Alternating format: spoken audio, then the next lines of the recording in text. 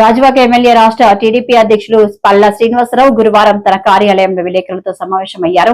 ఈ సందర్భంగా సీఎం చంద్రబాబు నాయుడు, విద్యాశాఖ మంత్రి నారా లోకేష్ పర్యటన వివరాలను తెలియజేశారు. అందరికీ నమస్కారం.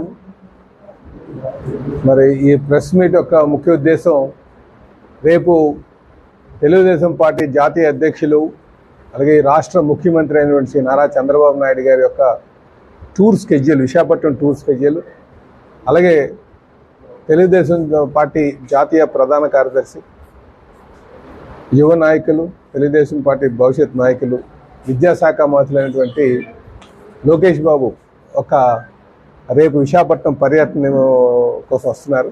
ముఖ్యంగా కొన్ని ఏవైతే సమిట్లు ఉన్నాయో ఆ సమిట్లు అడ్రస్ చేయడానికి.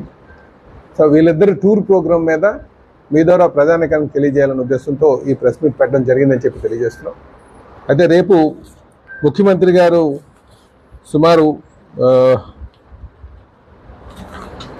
11:30 కల్లా మరి నోవోటల్కి రావడం జరుగుతుందండి. ఎయిర్పోర్ట్కి వచ్చి ఎయిర్పోర్ట్ నుంచి నోవోటల్ రీచ్ అయ్యే టైం 11:25.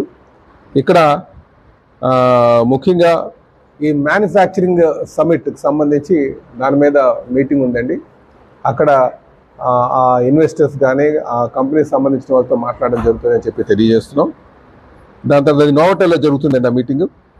అలాగే అక్కడి నుంచి మళ్ళీ రాడిసన్కి వెళ్తారండి. రాడిసన్ కూడా related artificial intelligence related Griffin network అని చెప్పేసి దానికి సంబంధించి అక్కడ systems related, computer system related, artificial intelligence సంబంధించిన దాని మీద అక్కడ మీటింగ్ జరుగుతుందని చెప్పి తెలియజేస్తున్నాం.